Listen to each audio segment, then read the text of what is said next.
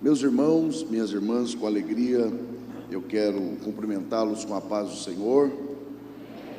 Antes de eu ler o texto sagrado e com alegria compartilhar a palavra que o Senhor tem feito descer ao meu coração para esta manhã tão especial de culto de ceia, eu quero que vocês saibam da minha alegria de poder retornar a esta querida, abençoada, abençoadora e tão especial igreja, a quem eu guardo no meu coração. Eu confesso que já estava, obrigado, estava com saudade de estar junto dos irmãos. A última vez que aqui estive foi numa ceia também, no final do ano de 2018, e Deus tem me feito bem-aventurado em poder estar novamente junto de vocês. Aproveito para mais uma vez manifestar em público a minha gratidão a Deus e também meu respeito e admiração pelo ministério, a vida e a família do pastor de vocês, pastor Manuel de Matos. A minha oração tem sido para que Deus o preserve, o guarde junto de sua linda e abençoada família, que o trabalho de suas mãos continue prosperando, que, como eu digo, se o pastor da igreja for abençoado, toda a igreja será abençoada. Então é o desejo sincero do meu coração. Obrigado, pastor Luciano, que Deus em Cristo o abençoe, junto de sua abençoada família. Obrigado pelo carinho e a forma tão especial com que sempre nos trata. Feliz por rever o evangelista Igor, que Deus em Cristo também o abençoe. E a todos que agora não é abraçamos, né? Agora é soquinho, né, pastor, que o senhor falou, né? A todos que já demos o soquinho e aqueles que ainda daremos, né? Porque agora não é mais a todos quanto eu abracei. As coisas estão mudando, ou já mudaram. Quem aqui de verdade quer continuar ouvindo Deus falar, diga amém. Uma das coisas que me fazem amar ainda mais esta igreja é a liberdade que se tem para expor a palavra dentro daquilo que Deus quer falar à igreja. E há uma palavra que o Senhor tem colocado no meu coração nesses últimos dias, e eu entendo que esta é a direção de Deus para nós aqui hoje de manhã. Para isso eu quero convidar você para abrir a sua Bíblia no livro do profeta Jeremias.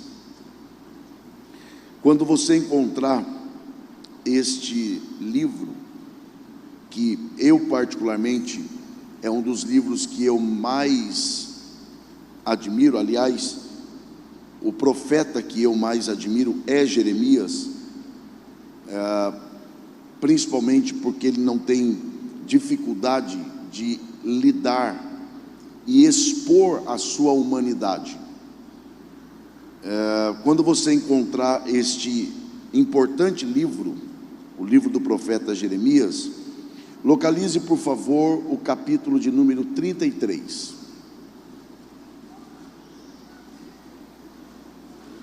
Pedestal?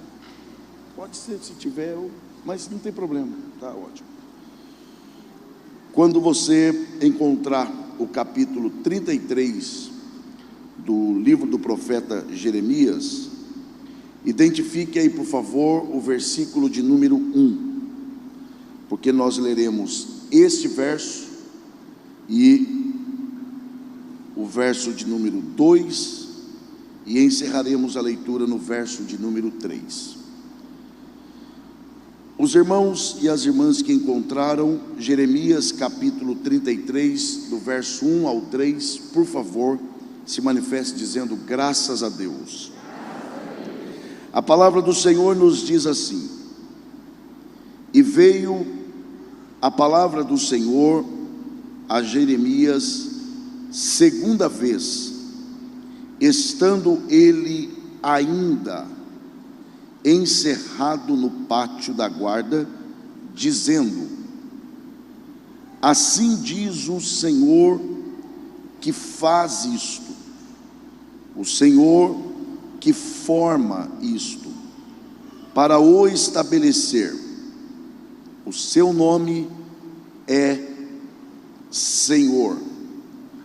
Clama a mim e responder-te-ei, e anunciar-te-ei coisas grandes e firmes que não sabes.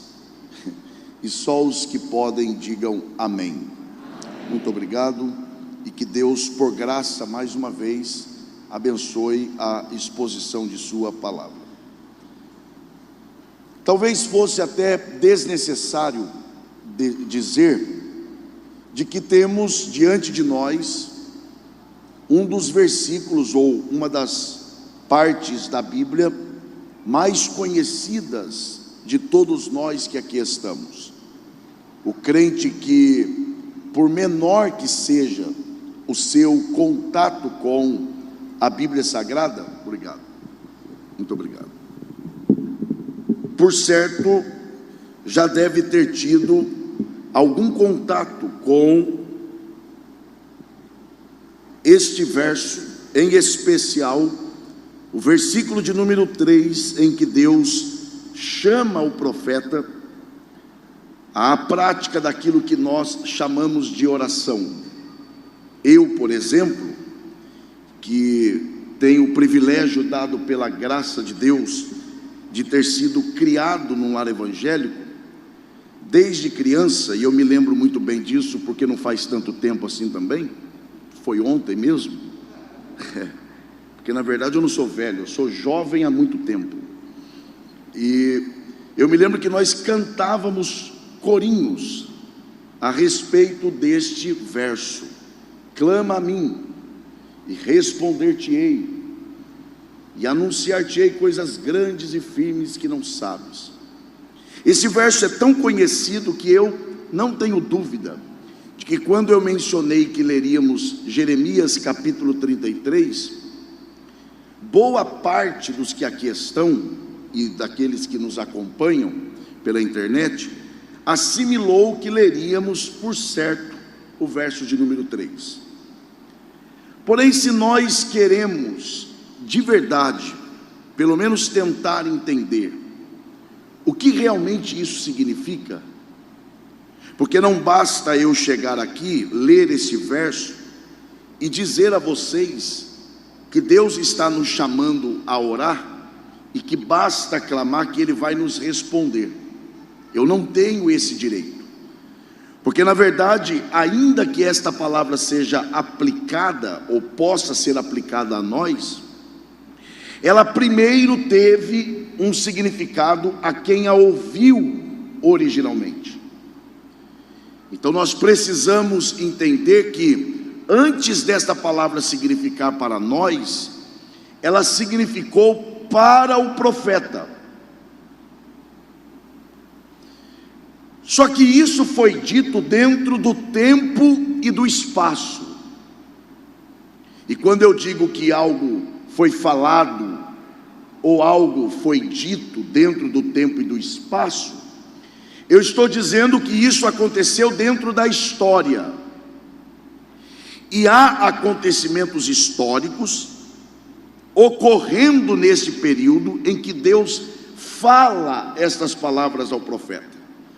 E eu não posso me furtar do dever de ler estas palavras ditas por Deus ao profeta dentro do contexto em que o profeta estava vivendo. Que tempo é este? O que é que está acontecendo no tempo e na época em que Deus diz essas palavras ao profeta? Para definir esse tempo, eu sem nenhum problema chamaria esse tempo de um tempo especial, E eu digo por quê. Esse tempo foi um tempo especial, porque Deus estava corrigindo, disciplinando, punindo e julgando o seu povo. Alguém poderá até achar estranho um pregador chamar de tempo especial um tempo em que Deus está punindo o seu povo. Como que eu posso chamar de um tempo especial uma época de disciplina? Pior do que a disciplina de Deus é a indiferença de Deus. Pior do que Deus corrigir o seu povo é quando Deus abandona o seu povo. A maior das maldições que alguém pode receber de Deus é Deus dizer para esse alguém: faça o que você quiser. A Bíblia diz que Deus corrige a quem Ele ama. Então a ausência de correção é um sinal possível de que Deus abandonou esta pessoa. Romanos capítulo 1. Deus os entregou às suas próprias paixões, como quem diz: faça o que vocês quiserem. Mas esta geração aqui é uma geração que está sendo disciplinada, é corrigida também, mas eles têm uma certeza: Deus ainda está andando no nosso meio. Para corrigir, sim, mas Ele ainda está aqui. E é melhor que Ele esteja corrigindo do que não esteja. É melhor ter a presença de Deus para corrigir do que a ausência dEle. É isso que está acontecendo aqui. E para entendermos o capítulo 33, e em especial o verso 3, nós temos que entender que este capítulo, ele começa no capítulo 31.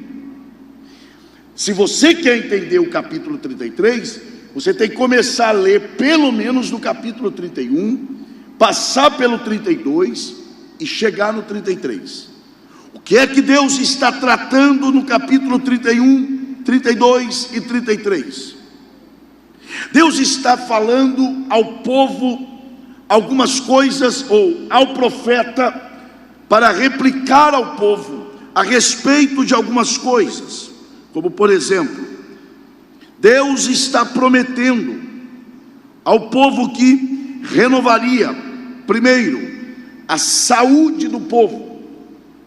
Segundo, Deus restauraria a alegria do povo. Deus daria bem-estar ao povo.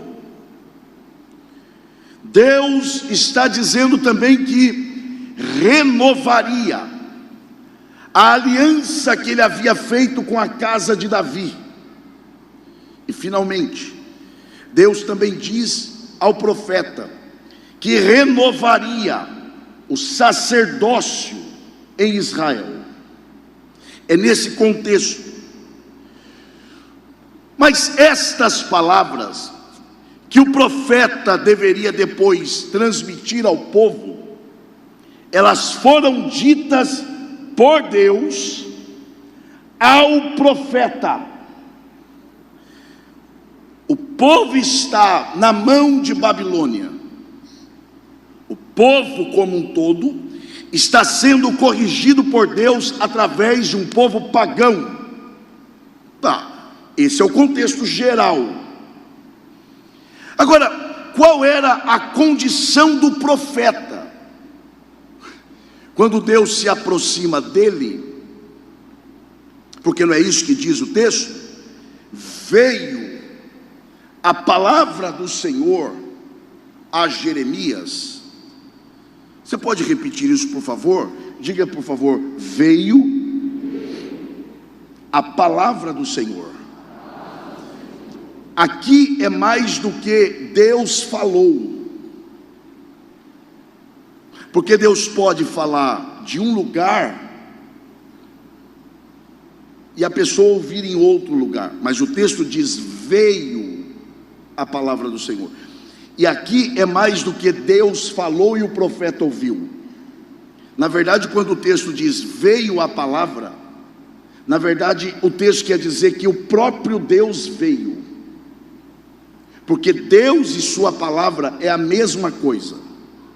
Então, onde tem a palavra de Deus, pode ter certeza que Deus ali também está. E mais, se veio a palavra e Deus veio, quer dizer que Deus sabia onde encontrar o profeta. Deus não somente sabe onde nos encontrar, como Ele sabe como nos encontrar. E para cada um, Ele tem uma forma de um encontro. Mas qual era a condição do profeta? Porque se nós fôssemos fazer um levantamento aqui, quem conhece esse verso? A maioria diria que conhece. Então trata-se de um verso clássico, eterno, famoso, célebre, pouco praticado, mal compreendido, mas conhecido. Agora você imagina, não é Deus mandar um profeta, é Deus se aproximar de você no meio de um caos que o povo estava vivendo, e Deus dizer assim: faz o seguinte, clama a mim, e eu garanto que eu te respondo, e eu vou te anunciar coisas grandes, firmes aqui é que não envelhecem, que você ainda não conhece. Como é que você se sentiria? Como é que você se sente quando o teu pastor sobe aqui e profetiza uma palavra sobre você? Você não se sente animado? Agora imagine o próprio Deus falando e você ouvindo: clama a mim. Não é por intermediário, é o próprio Deus falando, você ouvindo aqui, ó: clama a mim, e eu garanto que eu te respondo. Como é que você se sentiria? Nós vamos chegar lá. Esse é um texto famoso, esse é um texto eterno, e o que está sendo dito aqui não é qualquer coisa. Primeiro, porque não é qualquer um que está falando, e segundo, porque não é qualquer coisa que está sendo dito. Mas onde é que o profeta estava quando ele ouve isso? Porque, escute o que eu vou dizer aqui: coisas eternas da parte de Deus não se ouve de graça. Você quer ouvir coisas eternas da parte de Deus? Então tenha certeza que isso lhe custará alguma coisa. O problema da nossa geração é que quer muita coisa sem pagar nada. Não olhe para o lado agora não, senão vão desconfiar de você.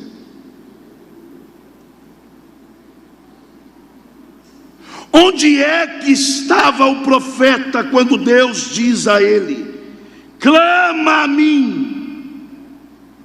O texto responde: veio a palavra do Senhor a Jeremias. Grave isso aqui, ó, segunda vez. Tem um outro detalhe: estando ele ainda aonde? Encerrado, isto é, preso no pátio da guarda. Quando o profeta Jeremias ouve Deus dizer: clama a mim, e eu vou te responder na hora, ele estava preso. A questão agora é: preso por quê? Porque é um criminoso? Não. Então por que ele está preso? Porque é um profeta que fala a verdade. E detalhe, o texto diz que ele ouviu pela segunda vez. Quer dizer que já tinha tido uma primeira. Onde é que está isso? Capítulo 32 e verso 2. O profeta está preso. Se coloque no lugar dele. Preso porque é profeta e porque pregou a verdade. Preso por causa de Deus. Aí Deus entra na cadeia. Se coloque no lugar dele. Você está preso por causa de Deus. Deus entra na cadeia. O que você imagina? Ele veio aqui para quê? Para me libertar. Aí Deus fala ali algumas palavras e vai embora. Aí você diz assim: pastor, mas Deus está em todo lugar. Deus não foi embora. Não, ele foi. Porque uma coisa é Deus estar em todo lugar, outra coisa é Deus se manifestar em um lugar. Quem crê que Deus está aqui, diga amém. Isso é uma coisa.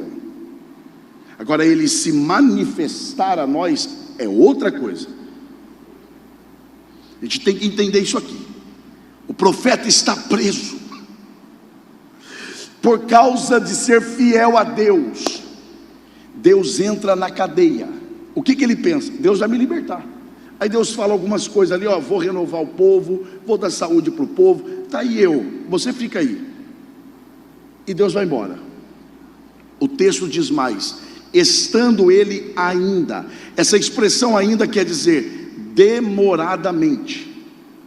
Deus foi, falou a primeira vez, não libertou o profeta, foi embora e ainda demorou para voltar. Aí Deus entra na cadeia pela segunda vez. O que você imaginaria? Agora sim, Deus vai me tirar pela porta da frente da cadeia e vai provar que é na minha vida. Aí Deus diz assim: cheguei, vai me libertar? Não. Então o que o senhor veio fazer aqui? Eu vim aqui te falar só uma coisa. Clama a mim e responder-te-ei. E eu vou te anunciar coisas que são mais valiosas do que está fora da cadeia.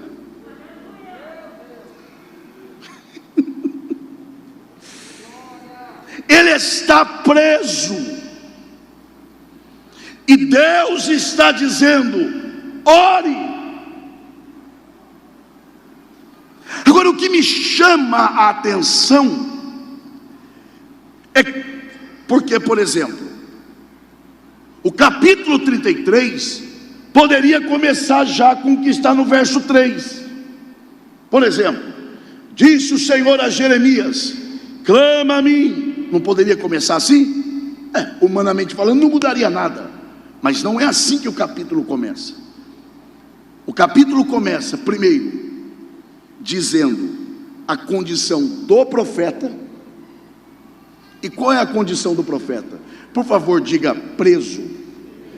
Um preso vai onde quer, faz o que quer, come o que quer, vê quem quer ver, recebe a visita de quem quer? Não. Um preso é alguém que outro ser humano como ele o limitou.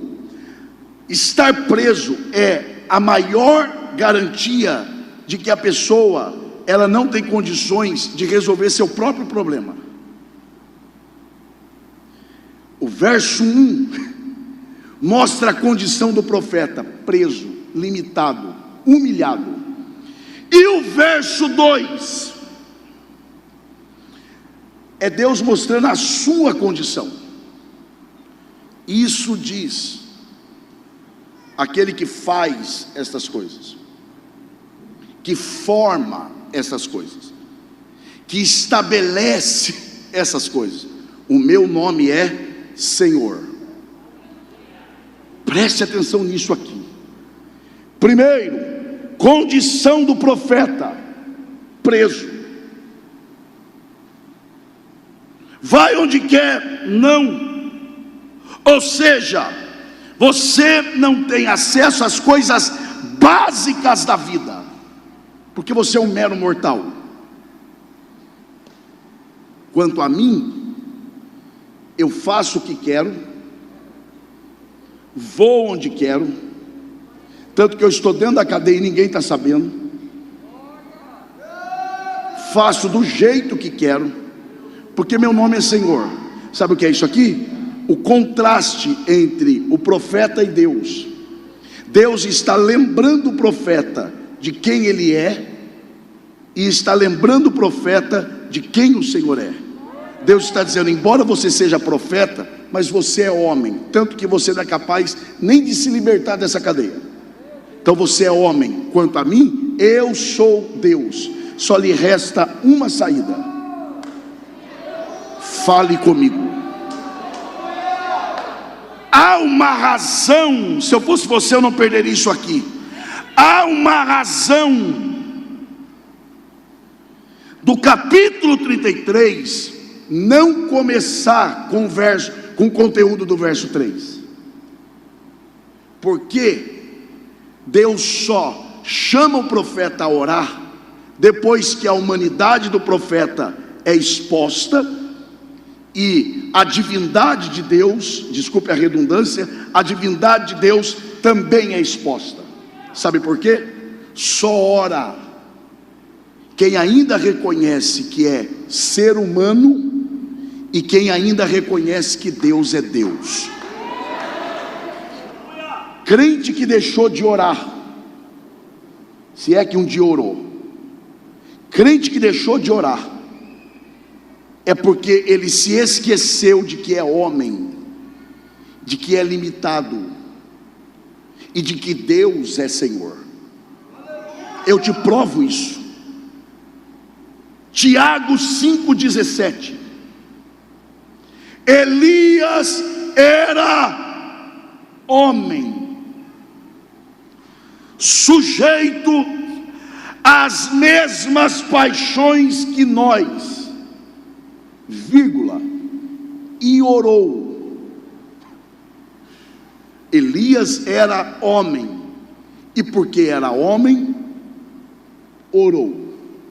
E porque orou, Deus fechou o céu, e por 3 anos e meio não choveu. Aí o texto diz: passado 3 anos e meio, o que Elias fez de novo? Orou de novo. E por que ele orou de novo? Porque a vitória de ontem não garante a vitória de hoje, e o fato dele ter sido vitorioso em algo não o tornou Deus. Ele continuava sendo homem, e porque continuava sendo homem, ele ainda dependia de Deus. Oh, glória a Deus! Quanto mais eu reconheço a minha humanidade, e quanto mais eu reconheço que dependo de Deus, mais eu terei uma vida de oração. Se você abandonou a oração, é porque você já acha que consegue resolver os próprios problemas na força do seu braço. Mas Deus marcou esta manhã para dizer: você ainda é homem e eu sou Deus. Então ore novamente. O problema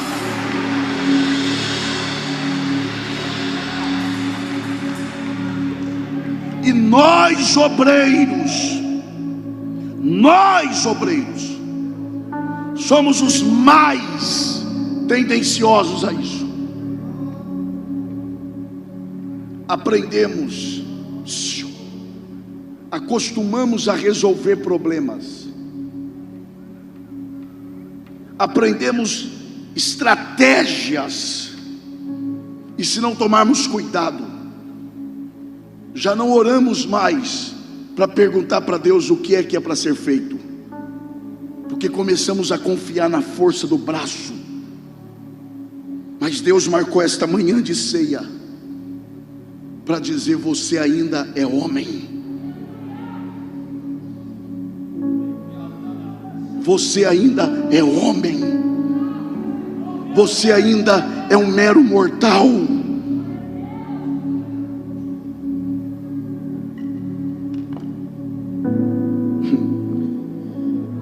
Agora, Eu fico pensando, o profeta está preso, pastor Manuel, e me dirijo ao senhor com respeito, é claro. O profeta preso, não come o que quer, não vê quem ele quer, não vai onde quer.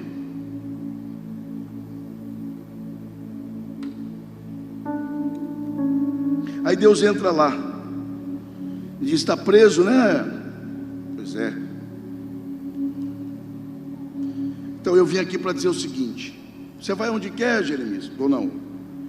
Vê quem quer? Não. Tá aí, o senhor vai resolver o meu problema? Depende qual. Se é te tirar daqui, esse não.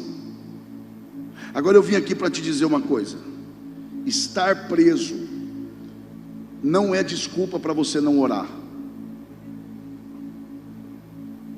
Agora eu fico pensando, se um profeta que está preso por ser fiel a Deus não tem desculpa para não orar, imagine nós que estamos livres. Deus me traz aqui esta manhã para te dizer esta verdade: você não tem desculpas para não orar. E cuidado, porque é capaz de Deus te amar tanto, dele elaborar meios em que a única posição que você ficará é de joelho, e a única coisa que lhe restará é orar. É só lembrar de Jonas. Jonas é o exemplo de alguém que profetiza e não ora para nada. É possível ser profeta sem orar.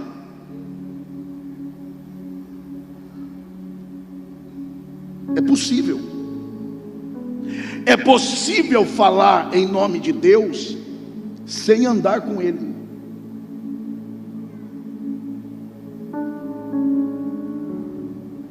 Jonas, Deus fala: vai para Nínive.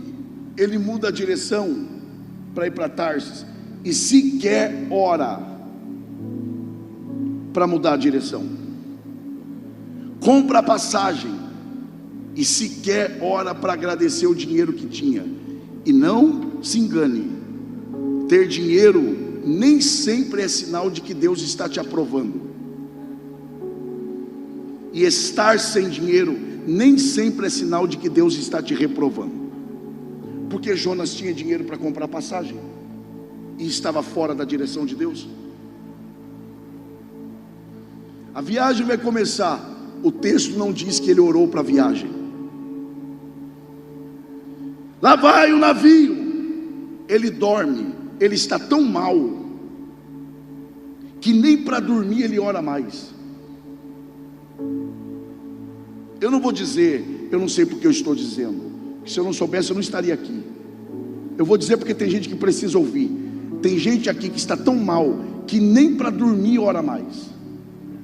Quando se lembra que tem que orar, já está deitado e ali mesmo já resolve. Tu sabes, Senhor. Aí Deus olha e diz: claro que eu sei.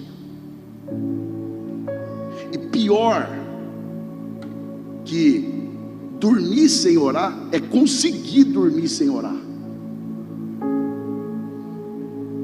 Ah, pastor, eu ando tão cansado emocionalmente que sempre que eu vou orar eu acabo pegando no sono.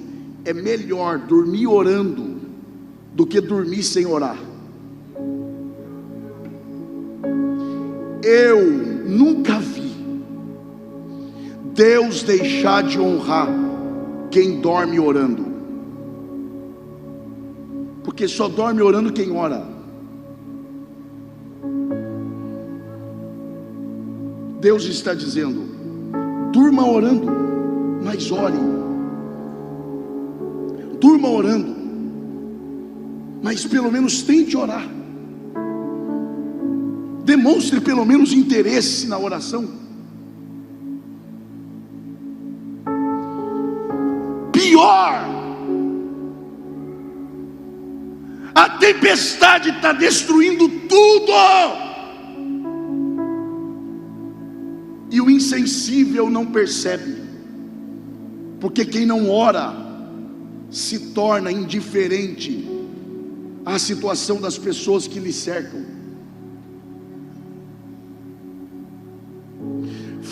Preste atenção nisso, foram despertá-lo, preste atenção nisso, foram despertá-lo.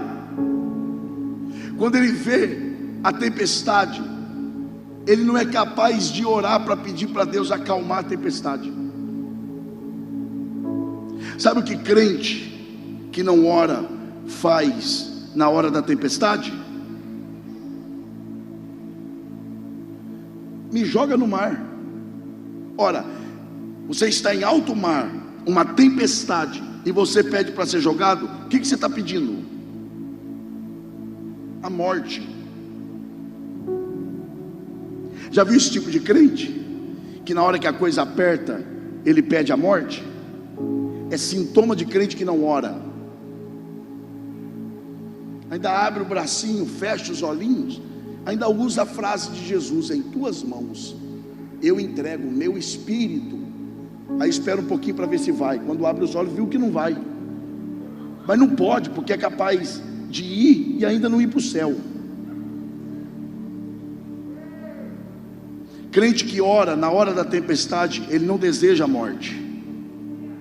Porque crente que ora quer viver, porque ele conhece o propósito de Deus para ele. Lembra de Paulo? Paulo sabe que vai morrer, e escreve para Timóteo: vem depressa. Necessidade afetiva. Traga a capa que deixei em Troade. Necessidade física por causa do frio. Ele sabe que vai morrer, reverendo. Traga os livros. Que homem é esse que quer morrer lendo? Traga os pergaminhos, que é a Bíblia. Necessidade espiritual. Ele vai morrer. Tem gente que passa a vida inteira e não lê um livro. Paulo sabe que vai morrer, mas ele quer morrer cumprindo o propósito da vida dele. O Senhor marcou esta manhã para dizer: sabe esse desejo que você tem, que tudo acabe, inclusive a sua vida? Isso é resultado de uma vida ausência de oração. Mas Deus está aqui dizendo para você hoje: volte a falar comigo, e eu te devolverei o sentido da sua vida. Só quem reconhece essa verdade, dê o melhor glória a Deus que você pode. Você não tem desculpas. Escute isso. Lançaram Jonas, caiu no ventre de um grande peixe. Preste atenção nisso. Passa um dia no ventre, não ora. 2, não ora. E aí a Bíblia diz: e no terceiro dia, aos que estão atentos, então, sabe o que é esse então? Jonas olhou para o lado e disse: não morri e não saí daqui, só me resta uma coisa: orar, porque senão eu nem morro e nem saio daqui. Então Jonas orou. Eu vou fazer uma pergunta direta a você que está atento: o que mais você está esperando para voltar a orar? O que mais Deus terá que fazer para despertar a igreja brasileira para voltar à oração?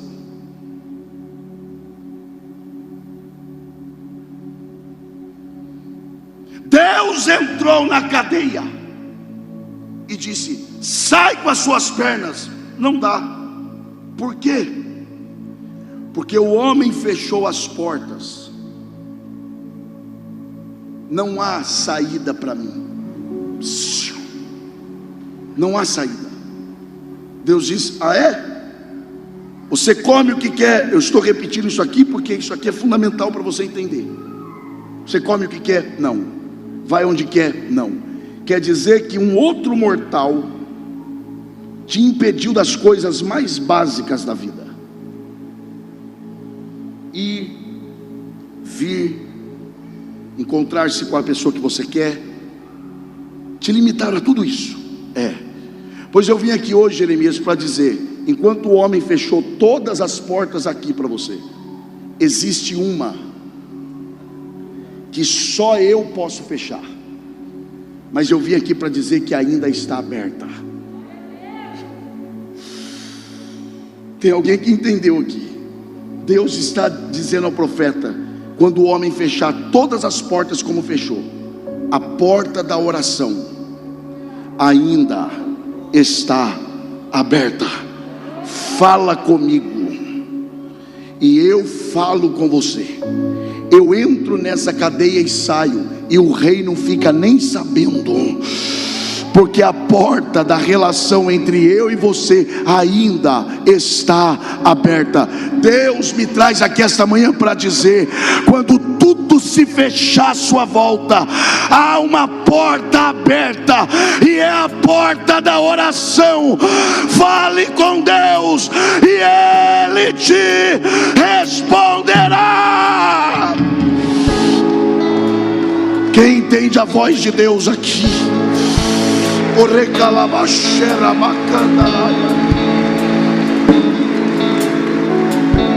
Eu começo a conclusão.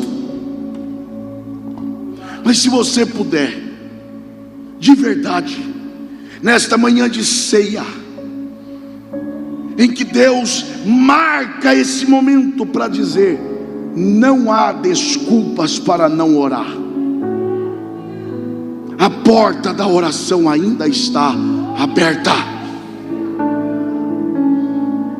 Eu quero que você diga: obrigado, Senhor, porque a porta da oração ainda está aberta. Mas vale a pena orar? O texto responde.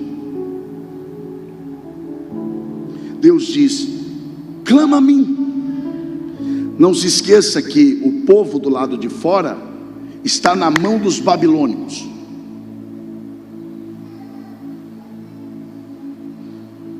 Deus diz: fala comigo, e eu imediatamente vou falar com você. E eu vou te falar de coisas que são grandes, firmes, e coisas que você não sabe ainda. Isso aqui tem que ser interpretado historicamente também. O povo está sofrendo, o povo está oprimido.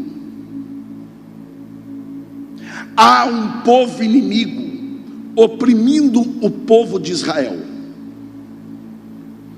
Deus diz: fala comigo, e eu vou te contar coisas que você não sabe. Que coisas? Coisas que estão acontecendo agora. Como assim? O que os seus inimigos estão tramando contra vocês, as escondidas.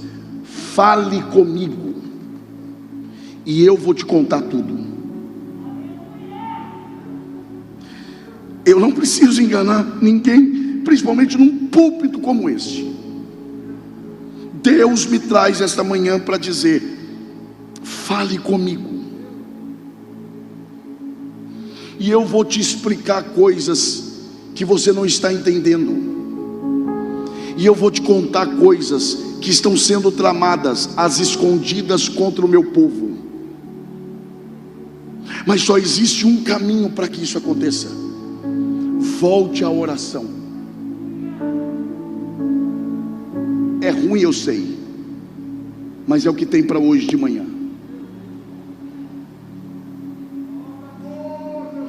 Lembra de Eliseu?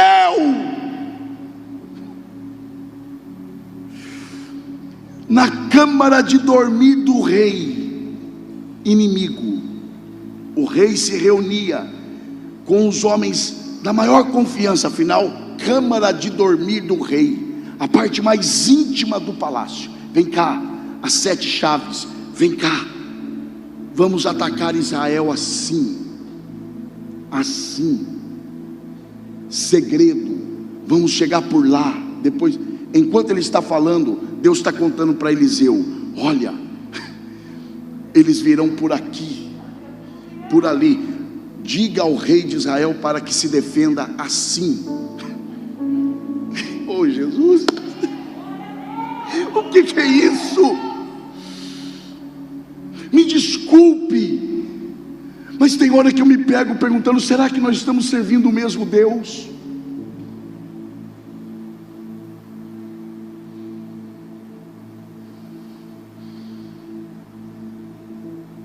E quando o exército da Síria ia atacar, Israel já sabia tudo e já se defendia. De repente o rei se levanta e diz: não é possível, só pode ter traidor entre nós, porque quando vamos atacar ele já sabe por onde nós vamos. Alguém se levantou e disse: não tem traidor não, senhor rei. Então o que é? É que em Israel tem um profeta. Não precisa de muitos não. Se uma pessoa numa casa orar, não perca isso aqui não. Se uma pessoa numa casa orar, não precisa mais que isso. Se você orar lá dentro, eu quero ver o Satanás que atinge a sua casa. É que lá em Israel tem um profeta, que tudo que o Senhor fala na sua câmara de dormir, Deus revela para ele. Não é isso que Deus está dizendo a Jeremias? Clama a mim, volte a falar comigo. A tua casa está sofrendo porque você deixou de orar.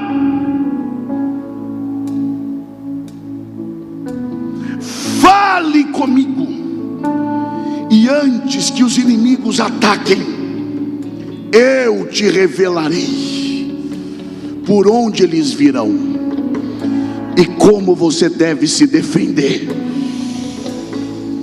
Você crê que Deus está falando aqui? Eu vou perguntar de novo: você crê que Deus está falando aqui? Então deixa eu lhe dizer uma coisa: o Espírito de Deus ministra ao meu espírito aqui, que os demônios ficarão sem entender, porque Deus já está gerando desejo de oração em pessoas aqui. Tem gente que vai sair correndo da igreja para chegar em casa e orar, e os demônios ficarão sem entender. O que é que está acontecendo? É que o povo voltou a orar. É simples.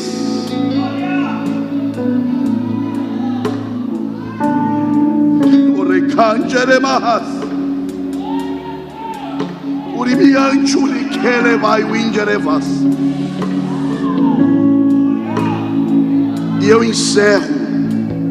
Vale a pena orar? A oração é capaz de revelar o que está acontecendo agora.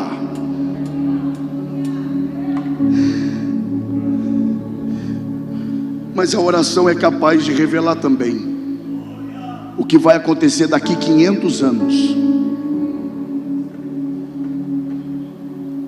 E tem gente que vai perder isso.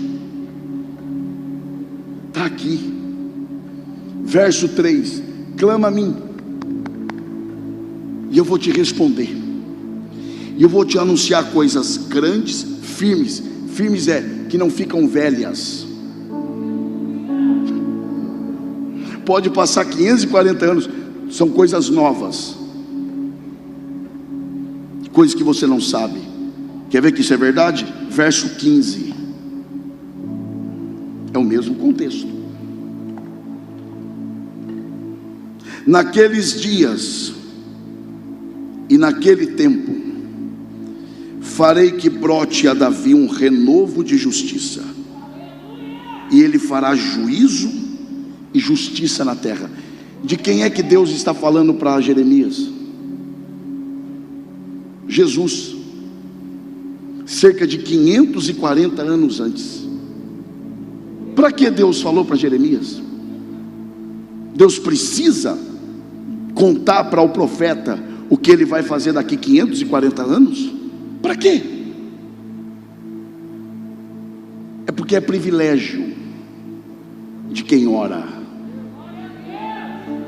Deus está dizendo: fala comigo, e eu terei o prazer de te contar o que está sendo feito às escondidas agora, e eu vou te contar também o que eu farei daqui anos, quando você nem estará mais aqui, mas só pelo prazer de te contar os meus segredos, eu vou te contar. Deus está dizendo a nós: volte a orar, e eu direi o que eu farei com o futuro da sua família. Quer ver que isso é verdade? Jeremias olha para Jerusalém, porque quem ora reproduz o sentimento de Deus. Jeremias olha para Jerusalém e diz: oxalá Deus fizesse da minha cabeça uma fonte de lágrimas, e eu pudesse chorar por Jerusalém. Ele não conseguiu, mas ele desejou. Cerca de 540 anos depois, Jesus olha para Jerusalém, a mesma Jerusalém, e a Bíblia diz que Jesus chora sobre ela e diz: Jerusalém, Jerusalém, terra que mata os seus profetas, quantas vezes eu quis te cobrir com as minhas asas. O que Jeremias desejou, o Senhor Jesus fez, porque o que Jeremias estava fazendo era apenas antecipar o que já estava no coração de Deus. Eu só serei capaz de reproduzir o sentimento de Deus quando eu entender que o caminho da oração é o único meio que eu tenho para conhecer o coração de Deus. O que Deus está dizendo a nós aqui hoje está na hora de aproveitar a porta que ainda está aberta. Para eu ser mais direto, Deus está dizendo: ore mais.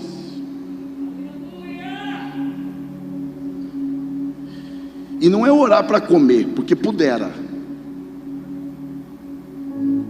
Nem para comer está orando mais. Eu vou encerrar.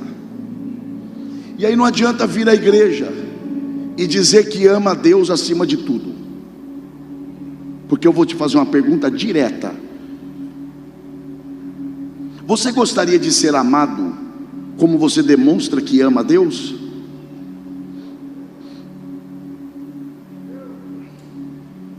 Eu estou voltando a viajar esse final de semana. Já hoje eu mandei 3 mensagens para a Jocelma. Ela estava dormindo, porque ai de mim se eu viajando passar o dia todo sem falar com ela.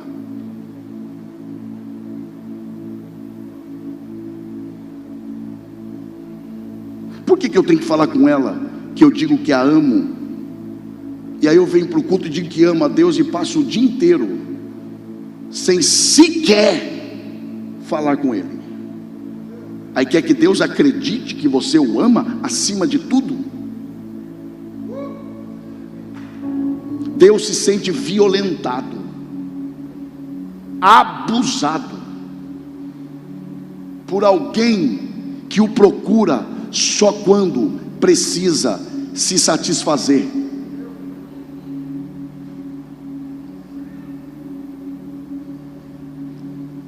Eu estou sendo direto. Como se sente uma mulher abusada? É assim que Deus se sente por alguém que não o procura para se relacionar, mas quando quer alguma coisa o procura. O que mais terá que acontecer? O que mais terá que nos acontecer? Deus está gritando aqui hoje, e Ele está dizendo: a porta da oração ainda está aberta. Falem comigo, e eu terei o prazer de revelar coisas escondidas. Eu quero orar com vocês aqui nesta manhã e encerrar esta minha participação. Mas o Senhor está gritando na minha alma: chega de uma religião condicionada a coisas palpáveis. Mesmo sentados, eu vou te fazer uma pergunta. Quem aqui com a mão direita levantada quer reconhecer, assim como eu, que já levanto a mão porque eu já sei a pergunta?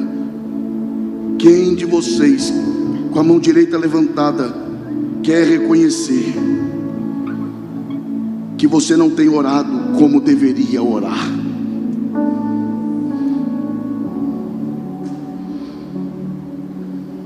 Isso é pecado. Pecado de indiferença. E vir ainda ao culto e dizer que ama a Deus, isso é pecado da mentira. Porque amor não é sentimento, amor é comportamento. Que amor é esse? Amor em palavras. Que amor é esse de alguém que passa uma semana sem saber o que é dobrar o joelho para simplesmente estar com Deus? Já se cansou de ficar com a mão direita levantada? Dos que levantaram a mão direita ao céu, que reconhece que precisa orar mais, quem aqui quer levantar a mão esquerda, como quem diz para Deus: eu quero desejar orar mais? Gera no meu coração desejo de oração.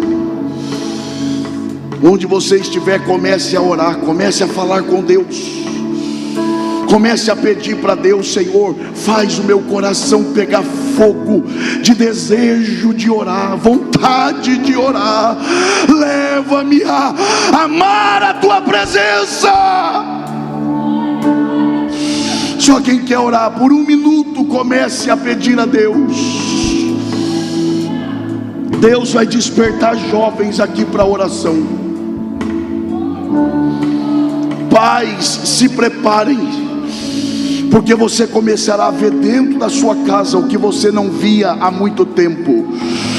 Seus filhos com os joelhos dobrados e se entregando inteiramente a Deus. Eu creio nisso.